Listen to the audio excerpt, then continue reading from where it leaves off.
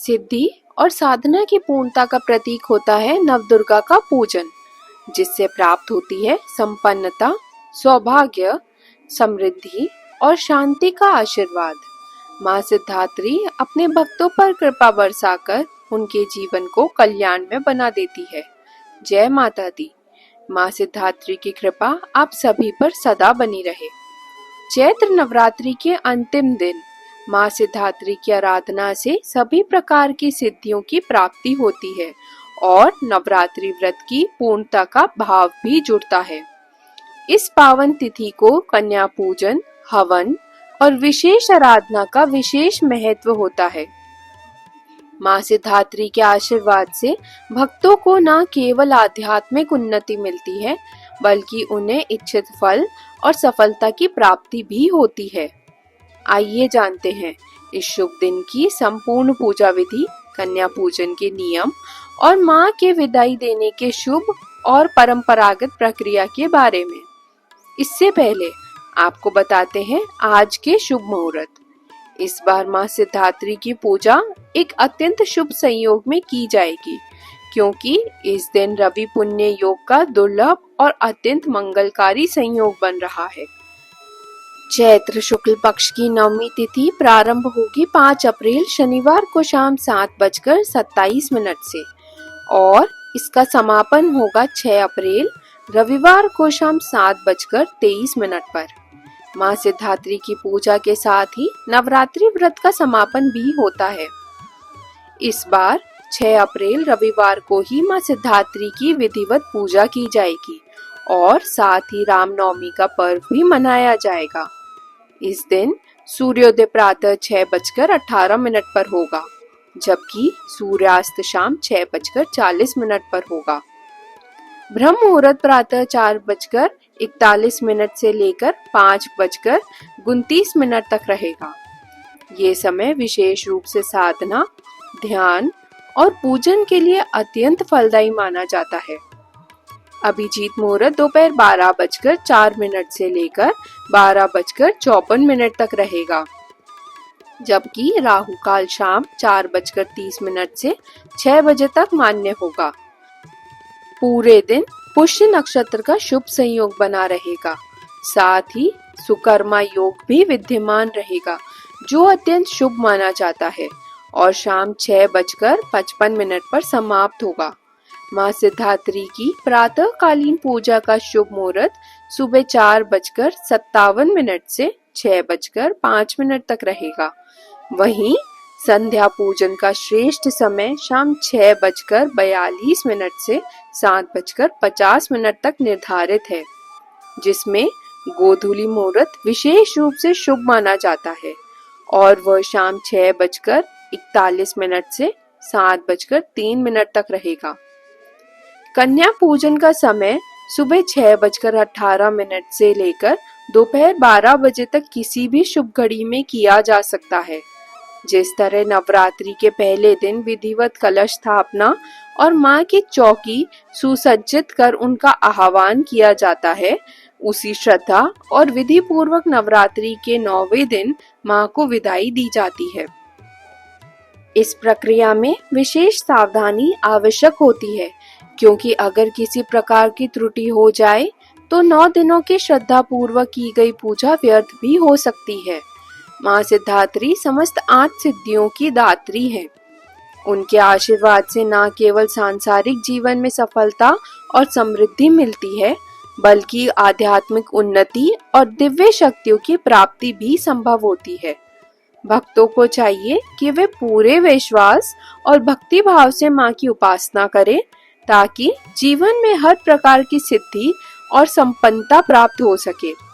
भगवान शिव को महासिद्धि योगी कहा गया है और उनकी अद्भुत शक्तियों के पीछे माँ सिद्धात्री की कृपा ही कार्यरत रही है।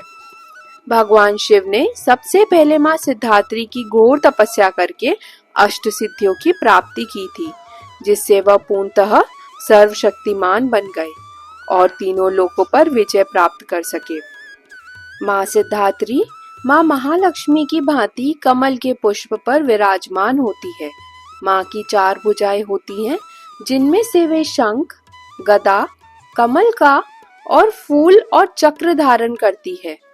माँ सिद्धात्री को संपूर्ण शक्तियों की अधिष्ठात्री देवी माना जाता है। उनका प्रिय रंग बैंगनी और लाल होता है, इसलिए इस दिन की पूजा में इन रंगों का अधिक उपयोग करना शुभ माना जाता है। माँ को भोग में चने, हलवा, पूरी और नारियल चढ़ाया जाता है। यदि इस दिन माँ को संकल्प पूर्वक गाय के दूध और केसर से बनी खीर का भोग लगाया जाए तो उनकी कृपा शीघ्र प्राप्त होती है। अगर आप किसी विशेष उपाय को करना चाहते हैं तो माँ सिद्धात्री के समक्ष ओम सिद्धिदात्रेय नमः मंत्र का 108 बार जाप करें। यदि घर में अत्यधिक नकारात्मक ऊर्जा हो या आप सकारात्मक वातावरण चाहते हैं तो माँ दुर्गा की प्रतिमा या चित्र के समक्ष स्वास्तिक या गोमती चक्र स्थापित करें। सभी सिद्धियों की प्राप्ति के लिए इस दिन कमल के पुष्प और शुद्ध घी की 108 आहुतियां अर्पित करें। मनोकामनाओं की पूर्ति हेतु कन्याओं को बैंगनी या लाल रंग के वस्त्र भेंट करें और विशेष रूप से उन्हें काले चने व हलवे का भोजन कराएं। इससे घर में सुख समृद्धि और सकारात्मकता बनी रहती है। माँ सिद्धात्री की पूजा से पूर्व प्रातः काल स्नान कर स्वच्छ वस्त्र धारण करें, फिर माँ की उपासना का संकल्प लें। पूजा स्थल पर स्थापित माँ दुर्गा की प्रतिमा के समक्ष बैठकर उनके पहले से लेकर नवे रूप तक का ध्यान करें और श्रद्धा भाव से उनकी पूजा संपन्न करें।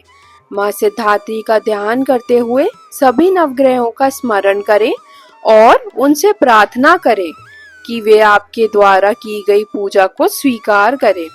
माँ सिद्धात्री की आराधना से पूर्व उनका ध्यान करना आवश्यक होता है।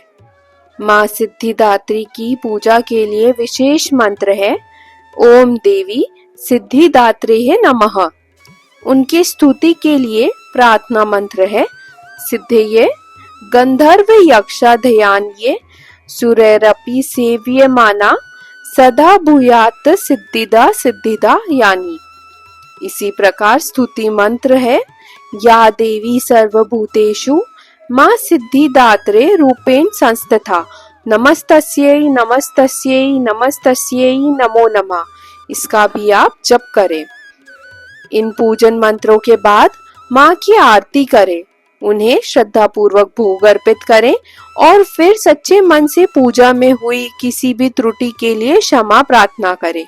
यदि आपके घर में अष्टमी तिथि के दिन कन्या पूजन संपन्न हो गया हो तो भी नवमी तिथि पर माँ सिद्धात्री की पूजा करने के बाद कम से कम 2 कन्याओं को घर में आमंत्रित कर उनकी पूजन अवश्य करना चाहिए।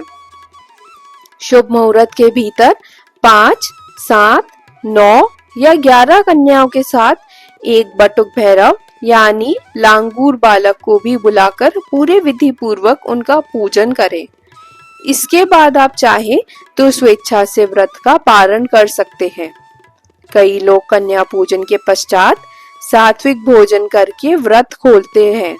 वहीं कुछ लोग दशमी तिथि के दिन ही अन्न ग्रहण करके व्रत का समापन करते हैं।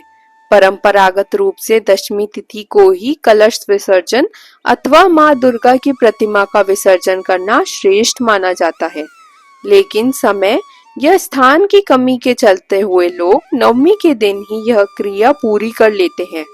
विसर्जन से पहले माँ भगवती के समक्ष निवेदन करें कि वे आपकी पूजा को स्वीकार करें और आपसे प्रसन्न हो।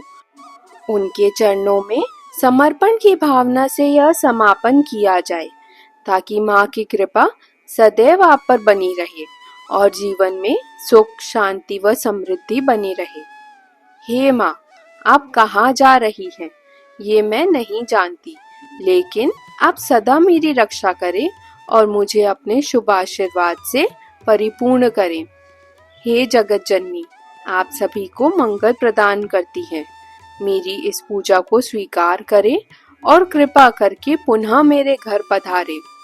माँ को विदाई देने से पहले उनका 16 श्रृंगार करें, उन्हें नई पुष्पमालाएं अर्पित करें, सुहागिन महिलाएं माँ को सुहाग की वस्तुएं जैसे चूड़ी, सिंदूर, बिंदी आदि अर्पित करें और माँ का आशीर्वाद स्वरूप कुछ सुहाग सामग्री अपने पास भी रखें। विसर्जन के समय इन मंत्रों और भावपूर्ण श्लोकों का जाप करने से माँ की कृपा बनी रहती है और यह निवेदन भी जुड़ा होता है कि अगली नवरात्रि में वे फिर से हमारे घर पधारे और सुख समृद्धि प्रदान करे।